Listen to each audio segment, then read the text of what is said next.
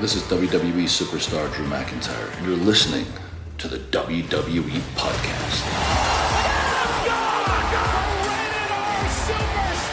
The champ is the one that everybody wants, me. Becky Lynch is going to WrestleMania.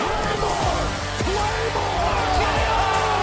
Austin 316 says I just whipped your ass. This is my iron. You're going to acknowledge me.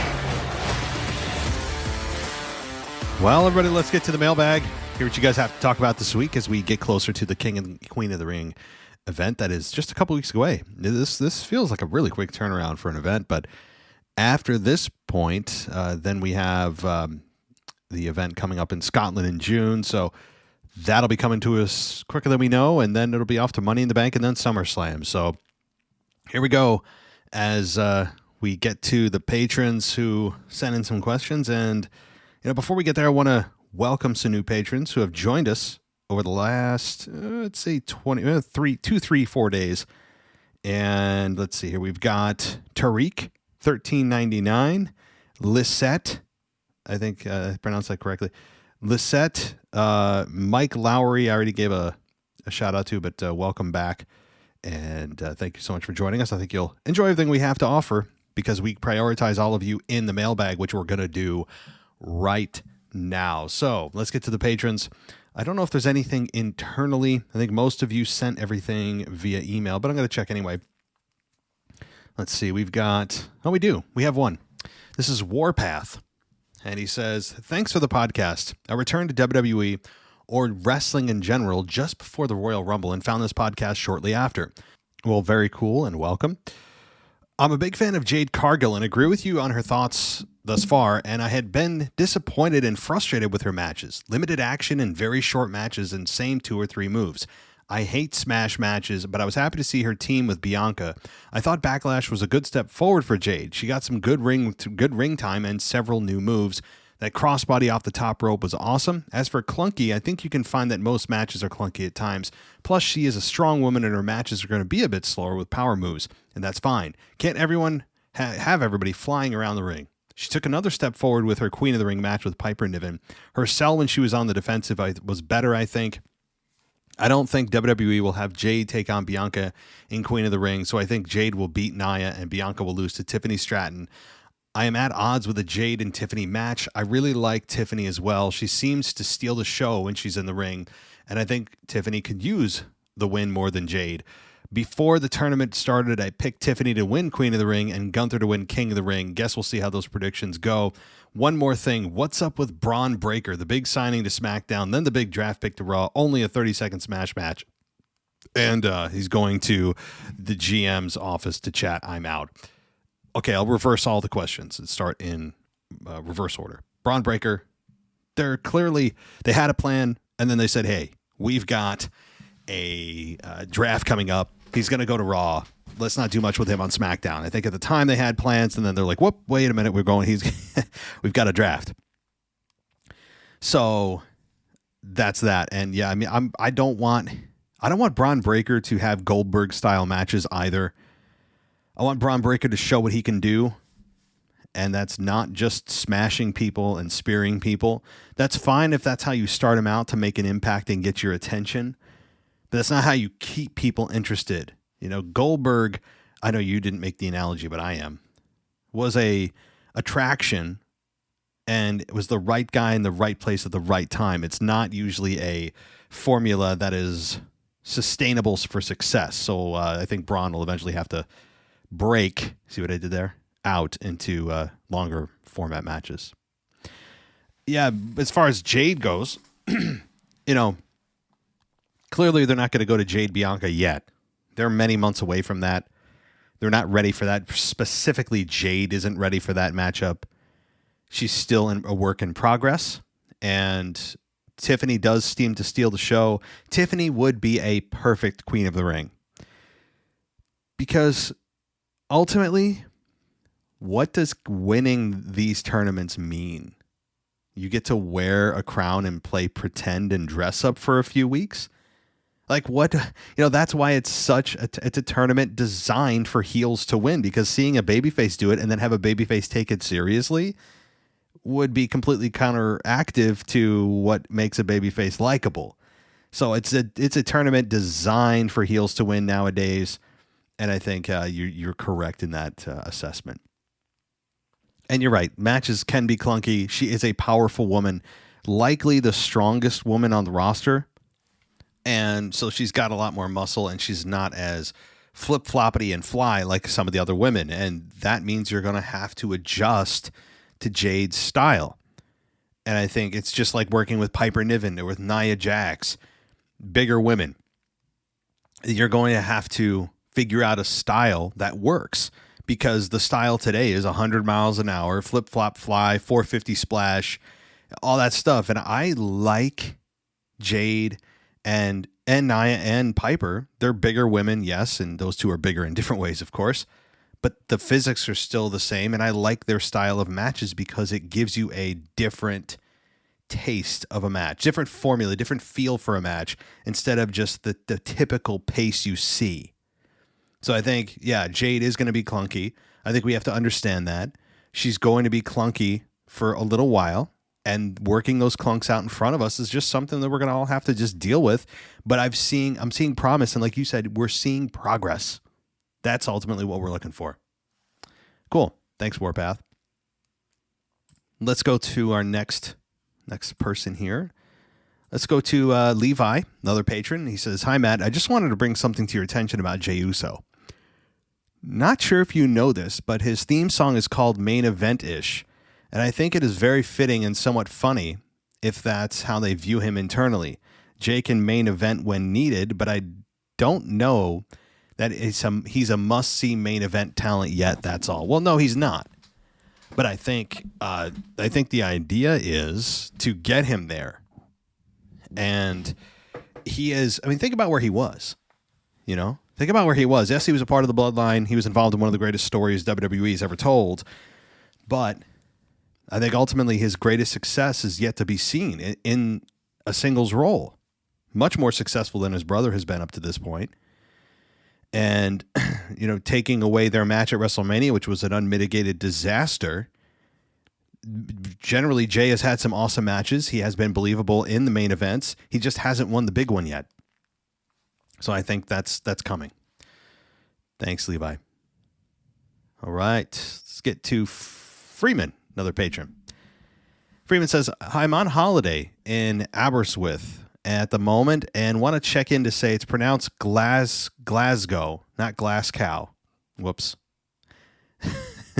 Don't feel bad. Not even the ring announcers seem to be able to get British place names correct. Okay, so I shouldn't feel that bad. I don't do it on purpose. I really don't. Okay, so it's Glasgow, not glass cow. Got it. Okay. But here's the thing. I say I got it, and you know what I'm going to do 10 minutes from now? I'm going to pronounce it wrong again. I mean, I'll try. At least for this moment, I know that I need to pronounce it Glasgow. Got it. Okay. I'm sorry, but once again, I feel the need to talk about music in WWE. Damian Priest obviously got a new song to help him with his babyface transition, but it's just bad. I tried to like it, but just chanting All Rise over and over is a lazy way to make a song. The catchphrase isn't even that over. Has anyone actually risen when he has said it? What's worse is Ilya Dragunov's entrance, which just feels amateurish when compared to his opponents. I get where Iwi is coming from with his classical sounds, and it does set him apart, but it feels like they found a royalty-free track available online when compared to his opponents' overproduced pop songs. He needs a rework. Now that he's on the main roster, classical music can be brought into the modern roster. Just look at Charlotte Flair and Gunther for examples of how it's done. Yeah, that's very true. You know, Gunther, I don't think gets the praise for his music either. It's classical music that fits his personality perfectly. Charlotte too, with royalty. Damian's, I didn't even really pay attention to his song, and to be honest, it may catch on. Maybe it will catch on. And just for a fun fact, if you didn't catch where he's got the whole All Rise from, it's from Aaron Judge and the New York Yankees. You know, that's part of his gimmick, is All Rise for the Judge. Aaron Judge, get it? So that's where he got it, was from the Yankees. So those of you that aren't Yankees fans now hate him even more, but I don't know if it'll catch on. And maybe also don't forget, he's a heel. He's been a heel for a long time now, a dislikable heel. And maybe, again, they might be in the transition of turning him. Sometimes music can do that. Sometimes music is so good that it can turn a guy babyface. Look at Seth Rollins, in part, was due to his song. In part, of course, not fully. But let's give it some time. Give it some time. Maybe the All Rise thing will catch on. It hasn't thus far. People don't seem to be gravitating to it. But let's, give it a couple more months, see what happens, Lastly, am I the only one really getting into this tournament style of show? I don't know why, but it adds something to what's going on, like actual brackets as being important, not just having a tournament that is 3 matches and is a big move in the right direction to make it feel like a sports-based show. It also lets some of the lower card talent get matches with top talent in a way that feels natural and not just people asking for matches and getting them, which I always thought was kind of dumb. I hope they keep up this large tournament style going forward, but make it for title shots as well. How cool would it be for Cody Rhodes' next opponent to be chosen by having a 8-round tournament where we get to know the lower card talent just as well as the top talent? It would actually make the title shots feel earned in a way that a singles top contenders match doesn't. The only downside of doing this is you are booking matches weeks in advance, so Vince can't change the matchups last minute. Have a great weekend. Remember, simple. Oh gosh, yeah. You're saying 2 in French, and I didn't know. I've never. And this is hilarious, right? To a lot of people, even in the United States, especially overseas, I've never seen the word "two" in French spelled out, ever. I took Spanish in high school. That's as far as my bilingual skills go. That's it. I know, like, again, un, deux, trois. Isn't that like 1, 2, 3? I probably didn't even get it right. It's embarrassing. I have no clue. I couldn't speak French outside of saying baguette, right? That's it. I know the stereotypical stuff. That's it. Here's how bad my French is. The only French I know is because of, if you are old enough to know this, the Beauty and the Beast Disney original animated movie from 1991.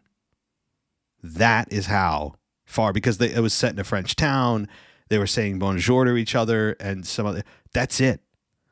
Literally is the only French I know is in that movie. That's it. So seeing it, so I've never actually seen it written either, which makes it double bad. So when I see DEUX, I'm like, what in the F is this? I thought it was some weird sports, I don't know. So still, I cannot pronounce that. And to me, in my mind, will not let me. This is how I want to pronounce it. Ready? Here's how my English mind wants to pronounce this. Ready? Simplemont Dukes. That's it. That's what Simplemont Dukes. That's how I would pronounce that, which makes no sense to me. It's awful. I know. All right, my God, is there going to be a show I don't embarrass myself? I don't know. Stranger things have happened, right? All right, let's get to our next one. Dave here. We got another patron here, Dave. Let's see what he's got to say. What's up, Matt? Since it's been since before Mania, I have checked in. I'm sure it's been tough for you without me checking in. It really has, Dave. Really tough. Like I said, therapy every week. Kind of sobbing late into the evening. It's been tough. I'm attending Raw next week in Greensboro, North Carolina, which will be my 4th live show since coming back to wrestling in October. I just wanted to give you a few thoughts.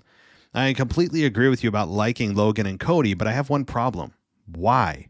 How did Logan earn this opportunity? What's the reasoning? How did Nick Aldis come to this decision? I don't know. He never really explained it. Don't know. It's kind of for something for Cody to do until The Rock comes back. And, I know there's lots of rumors out there of The Rock facing Cody at WrestleMania 41. I don't want that match at 41. I want it at SummerSlam. Get it out of the way. I don't want Cody versus Rock at WrestleMania 41. Please. I mean, I'm sure they can make it fun. They'll make it interesting because they're both talented, but to me, I don't need that much of a build for Cody and The Rock. It's not that much of an anticipated match. Sorry. Rock Roman is. Absolutely.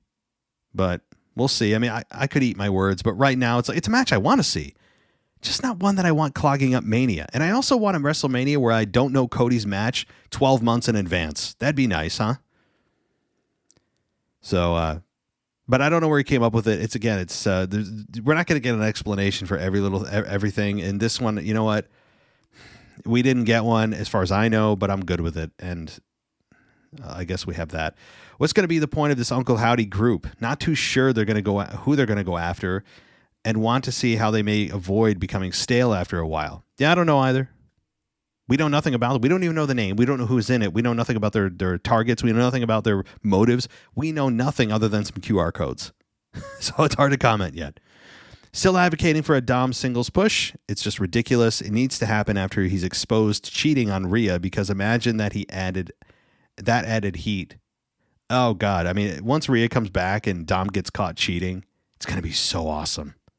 It's going to push Rhea further into a babyface space. It's going to continue to put heat on Dom, especially with his mustache, which is just horrible, but it's perfect for him. And, here's the other thing. Given WWE's policy against men retaliating against women, you know damn well that Dom is just going to take blow after blow after low blow after, finish from Rhea Ripley, chair shot. I mean, and Dom's going to get zero offense in. Zero. Yeah, that's just the way it is right now, and it's not my cup of tea, but that's what's going to happen. Anyway, glad to be checking in again. Been a crazy past few months, which is now over, as my girlfriend and I have signed the lease for our first apartment to move in during August.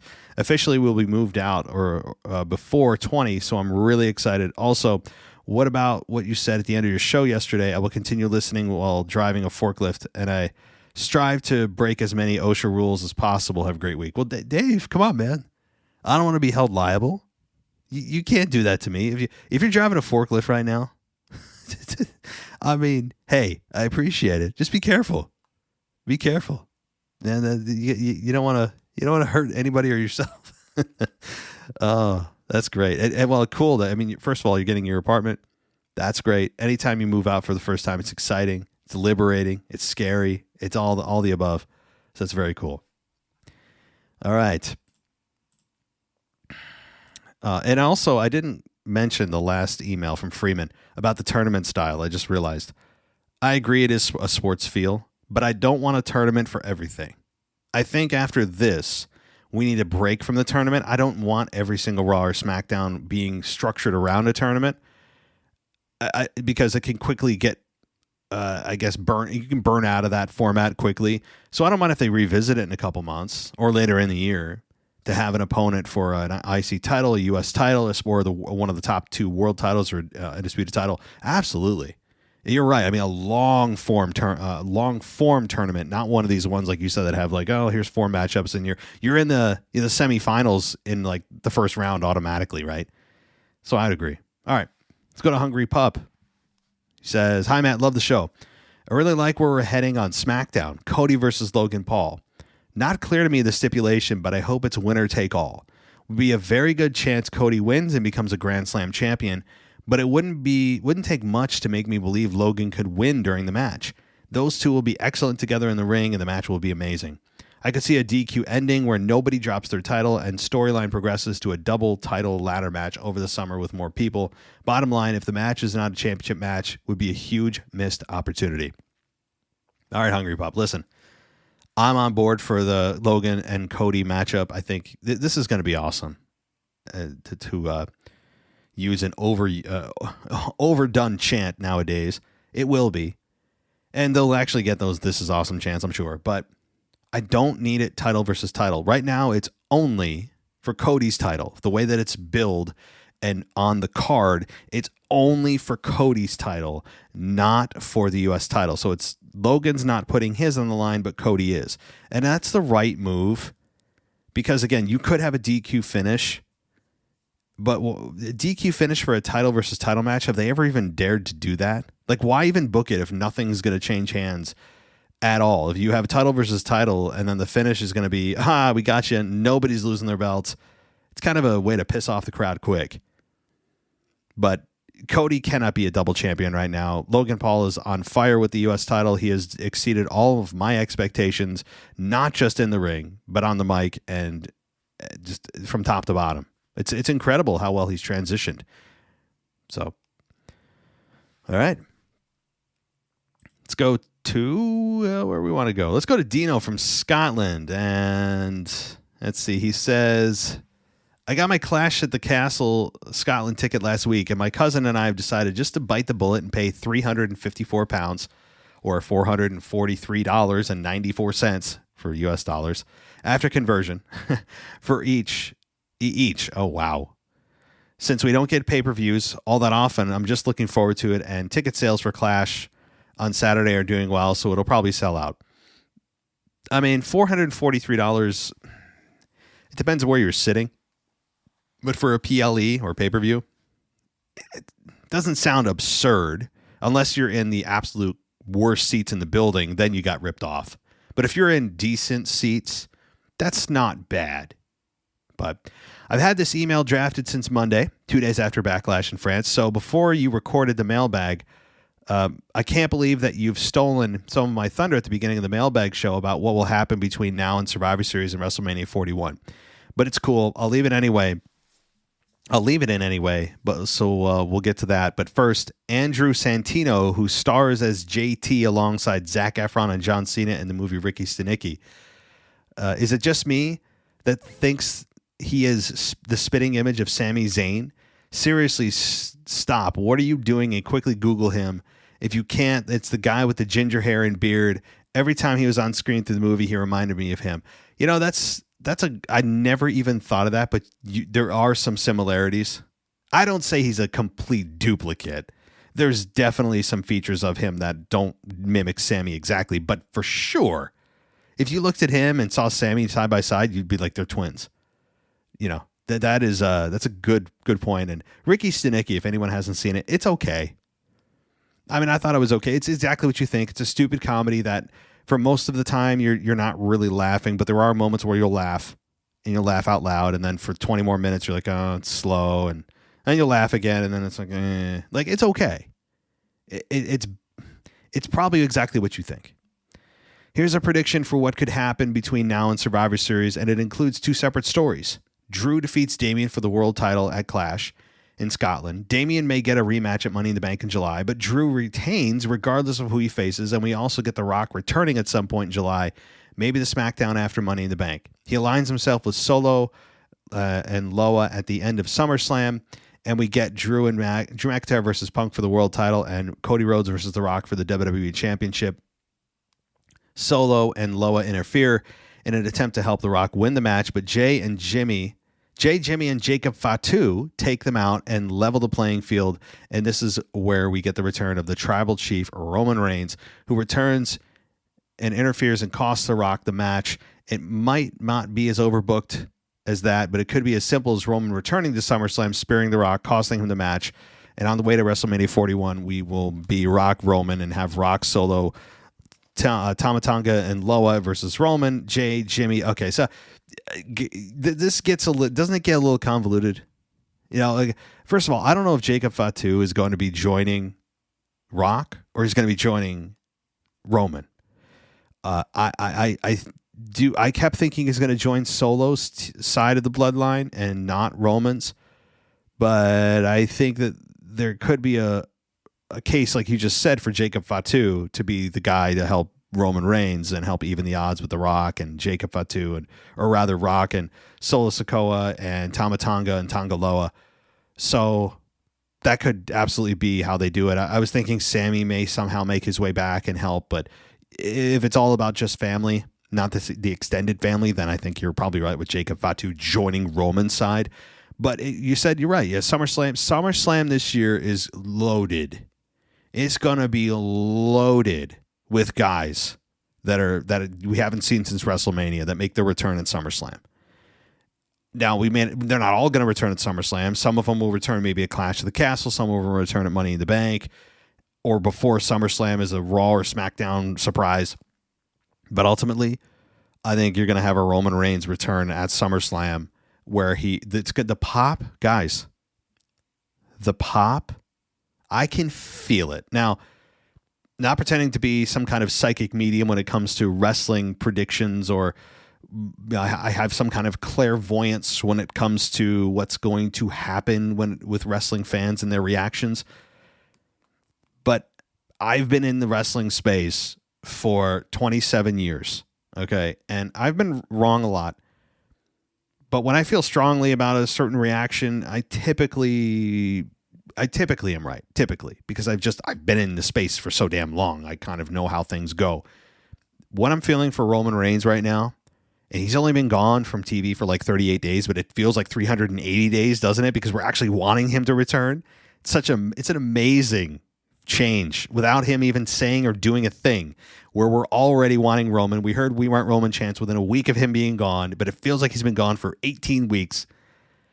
I'm telling you, when Roman Reigns returns, if they do this right and they don't F it up, where Solo's riding high, he's running the bloodline, lying to Paul Heyman that Roman gave him the permission to do so. He's got his own guys. He's taken over.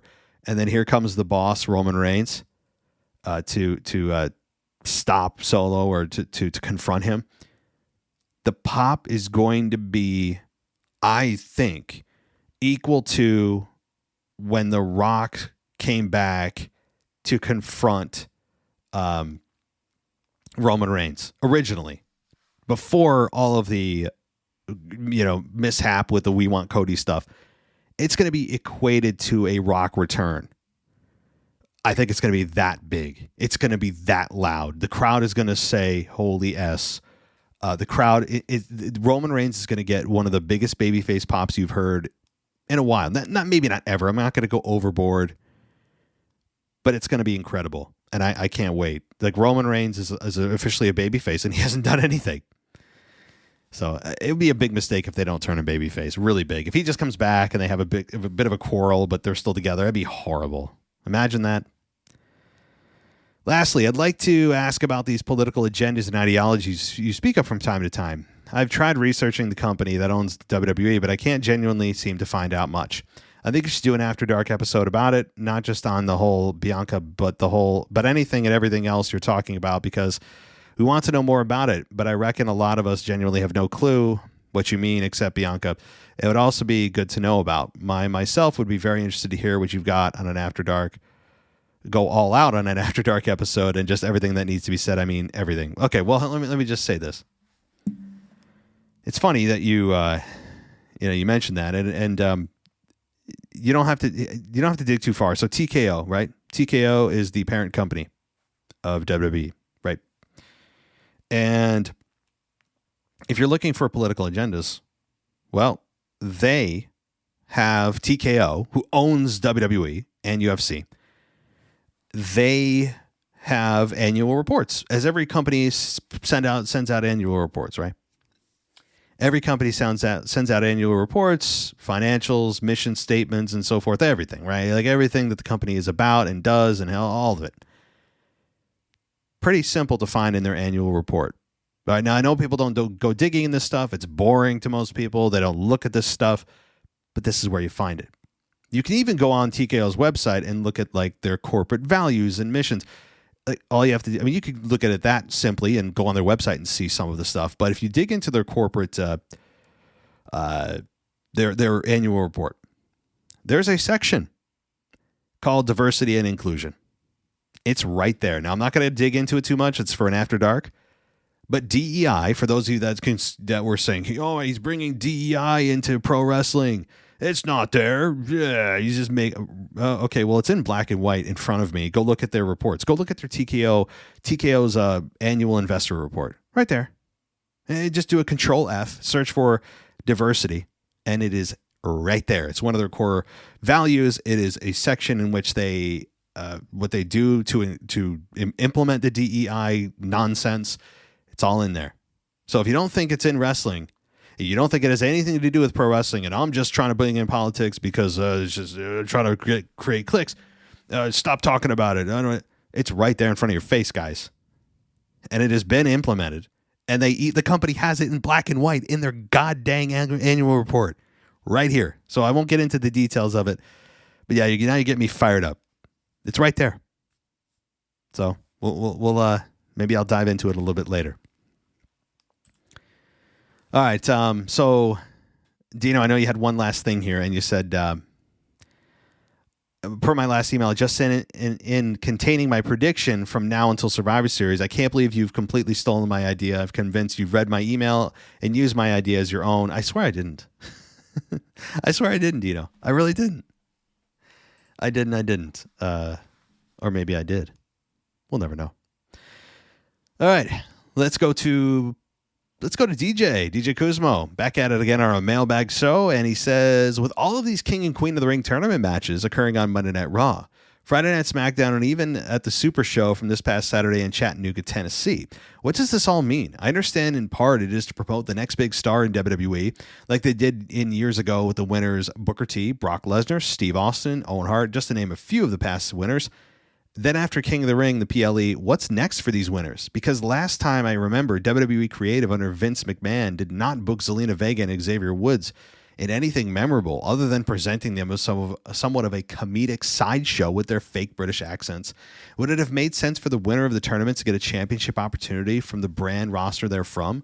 Or does it defeat the purpose of having the winner get a championship opportunity since we already have a championship opportunity from winning the Rumble, Elimination Chamber, and Money in the Bank? But that's exactly what I'm after, DJ. This has to mean more than just this imaginary title that you have of winning King or Queen of the Ring. It's like, cool, okay. What did you win exactly? You won a tournament to just wear play dress up. That's essentially what it's meant in the past, and it has to change. 2. Last things to mention is main event Jey Uso has taken the role as the top babyface on Raw since Cody has won the Undisputed title at WrestleMania and has been defaulted to SmackDown. The Yeet movement is continuing to gather momentum as Jey has become the most popular star on Raw in WWE. In some sporting events, they are playing Jey's theme music. Plus, I heard of Yeet lights becoming a thing at live events, so it will be interesting to see how creative books this matchup of Jey and Gunther next week if main event Jey Uso moves to the finals of the King of the Ring. Yeah, that'll be true. And Jey is in a big spot right now because Cody left a big opportunity for a top babyface to take, and Jey has seemingly taken it. Although until Seth Rollins returns, we'll see. We'll see how that goes. Number 2. I don't know if you saw this backstage clip, but after Kofi's defeat to Gunther, there was an interesting Cross and Kofi interaction backstage where Cross says to Kofi, tough loss, but don't worry, there's always more time to turn things around. This is just a thought that came into my mind after watching this of Kofi turning serious and ditching the New Day gimmick for the first time in, I think, 10 years. We'll probably get to see the official end of the New Day because for every wrestler that Cross has encountered, a change has taken place in their character. Drew, Madcap Moss, oh my God, I haven't heard that name in a while, Rey Mysterio, AJ Styles, and even Roman Reigns in the 2022 version of the Bloodline when Cross and Scarlett returned on Friday Night SmackDown after SummerSlam. All right, I'll stop there. Have a good weekend. See y'all in the Discord chat for Friday Night SmackDown. Peace. Okay. It's possible, but here's the thing. I don't have much faith. Not to be a Debbie Downer, DJ, but I don't have a whole lot of faith in any consistency with the Final Testament and what they do and what they're capable of and what their mission is. I just don't have faith in it because they haven't shown me anything other than blips of here and there, and then they're off TV for 4 weeks, and then we're suddenly supposed to care that they're in a tag team match. I like the Final Testament, but I don't know if they'll have that big of an effect. However, sign me the hell up if you want Kofi, or if I was to have Kofi get out of the New Day. Yes, New Day ran its course 8 years ago. I'm sorry. It has. It's run its. There's nothing left to do. They're just on repeat. So, couple more emails, then we'll call it a day. This is from. Let's see. I want to make sure I get to. This is let's see. Who is this? Oh, Hyro. This is Hyro. And he says, thank you for taking my question. I'm a little disappointed that when Randy Orton signed with SmackDown, he teased a match with him saying to Paul Heyman to tell Roman, quote, daddy's back. It probably won't happen now, especially if Roman is returning as a babyface. So do you think Roman will form a team with Randy and Kevin Owens to start a storyline with them against the Bloodline? Thank you and love the podcast. All right, Hero. Thank you for the email. And I am disappointed we never got a one-on-one Randy Roman match. I remember it like broke down into a multi-person match. And how they never got a one-on-one Roman and Randy match doesn't make sense, especially given how Randy was injured by the Bloodline in storyline 18 months prior. It didn't make any sense. They missed out there. But do I think Roman will form a group with Randy and Kevin? No. Why? Because it's Bloodline versus Bloodline now. Now it's Roman with the OGs, which will happen, with Jimmy and Jay likely reconciling and reuniting, perhaps Jacob Fatu joining them, and Roman Reigns to take on, eventually, The Rock, Solo, Tama Tonga, and Tonga Loa. That's how I think it's going to shake out. Now, could Sammy get involved? Yes, but I don't think Randy's going to get involved. At least not directly with Roman. I think that ship has sailed, unfortunately. But yeah, the daddy's back thing was great. It's great. Thank you. All right, let's go to we got two more. Here, let's do it. Attorney Tut, checking in live from the recent Monday Night Raw in Hartford, Connecticut. I went with my 3 young sons, and here are some in-person observations. Very cool. Now, I'm thinking about bringing my son to Raw, or rather SmackDown, here in a couple weeks. He's 6. And I don't know how long his attention span is. And it's later at night, past his bedtime. And it might be, I don't know what it's going to do. So I'm like back and forth. He's kind of on the cusp of being able to understand what the hell's happening. But anyway, Becky Lynch received a Becky chant when she first made her entrance. So the crowd noise during her interview was not booing Becky per se, but more of booing the sit-down interview format. The crowd was looking for action at that point in the night and didn't enjoy sitting through a sit-down interview that would have been more appropriate as a video segment. That's a good point. That's probably okay. That makes more sense to me. Live wrestling fans aren't into sitting down quietly and listening to a boring conversation. Yeah, I totally agree. It was a weird. I know they're trying to shake things up, and not everything's going to hit. This one didn't hit. It was a bad choice. They could have done this backstage, like you said, or in a pre-taped interview, but it was more of Becky just like putting over new talent. That's all it was a segment to give younger talent the stamp of approval from Becky. That's all it was. It was just a big infomercial for younger talent, courtesy of Becky Lynch. Man, is Jey Uso over. The crowd was screaming yeet consistently throughout the night and was excited to be up on their feet dancing through his entrance. He was the fan favorite star by far. There were a lot more cheers for Gunther than expected, especially considering he was going up against a babyface Sheamus. I think the fans are starting to appreciate him a little more. Yeah, I'd agree. Gunther could easily be a babyface. There's really nothing that's redeemably bad about him. Like, he doesn't have any qualities about him that are dislikable, really, other than he's a foreigner. Okay. And he beats his opponents mercilessly, and he's a badass. He respects the ring. He's about respect with the sport. I mean, there's real. I don't. It's kind of mind-boggling that he is a heel, but I can see where fans are starting to turn. Not sure if there was an actual sellout. It sure looked like it based on the number of seats filled all the way up to the rafters. It was a much more enthusiastic crowd than we had experienced at SmackDown in the same venue late in 2022. Well, it sounds like you and your 3 sons had a great time, Attorney Tut, and I'm glad that you did. Not every event is created the same as you are seeing. It depends on the event. It depends how hot wrestling is, what time of the year it is, what brand is there, and really just the people that are there. Is it families? Is it, is it more single males? Is it, a lot of females going out. Like, is it a mix? There's so many factors, and obviously the product itself is going to dictate the reaction too, but very cool. Very cool. All right, let's go. Final email. King Scully in the house representing the UK all day. Hey, WWE and Matt and WWE Podcast Galaxy. As the band Stained sang, it's been a while. I haven't graced the mailbag with my presence before Mania. It seems so long ago. I've been finding it difficult to watch a full episode of Raw or SmackDown. I've been only watching bits. Must be the Cody effect. Could be, yes. I watched Backlash, though, and the French fans were loud but annoying. Right? Thank you. I mean, I don't want to belabor the point. I think I've beaten that dead horse many times over. They were loud. I appreciate the noise, but it felt too much. Like we didn't understand what they were saying. At least I didn't, and I know many people didn't in the United States. It was just too much. Like, just shut up and react to the match. I don't need to hear your songs. I don't need to hear you go into these tirades of whatever you guys normally do at sporting events. Like, just watch the match. It felt very much like the match didn't even need to be there for them to just be impressed with themselves. You know, at the same time, I mean, I sound like I'm being insulting, but I also appreciate the hell out of their energy.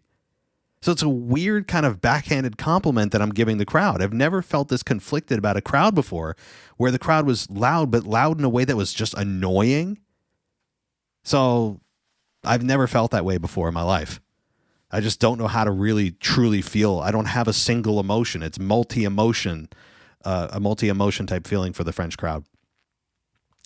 Great energy for Jay and Randy's entrances, but other than that, they were repetitive. Every time there was a 2 count, which happened often, they sang and clapped the same song. Yeah, see, exactly. It got on my nerves. Yes, it did. Me too. The matches themselves were decent, though, although I would say that the injuries and big absences on big stars aren't helping in general. But also, here's the thing.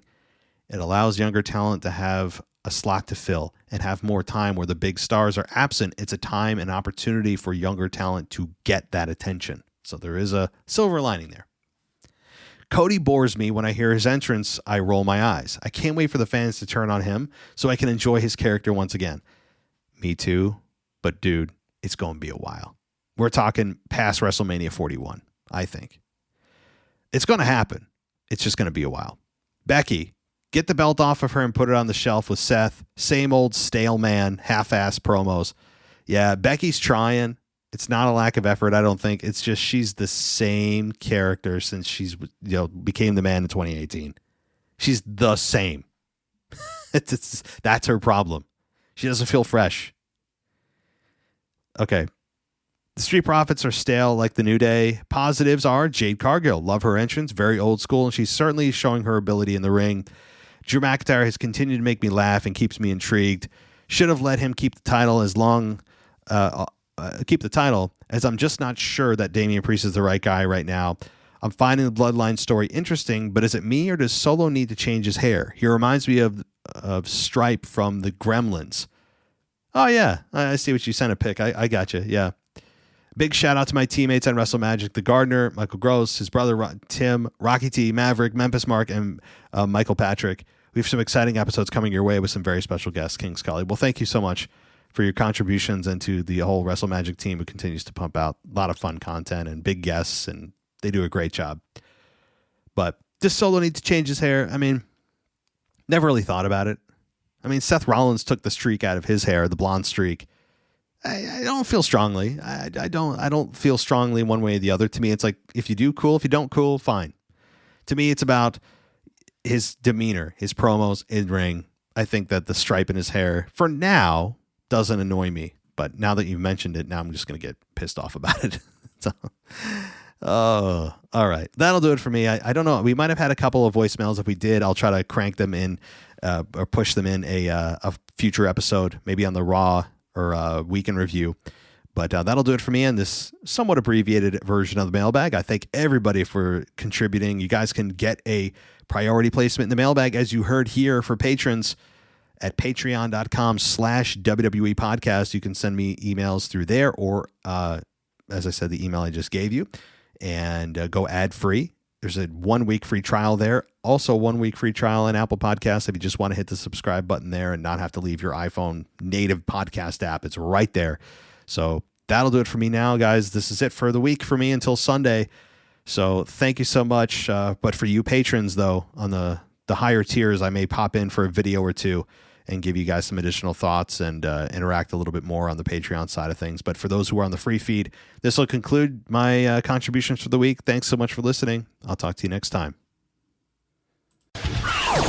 Thanks for listening to the WWE Podcast. Don't forget to subscribe on your favorite podcast app so you don't miss a show, or head to WWEpodcast.com. And for all of these shows ad-free, head over to patreon.com/WWE podcast. Until then, we'll see you next time.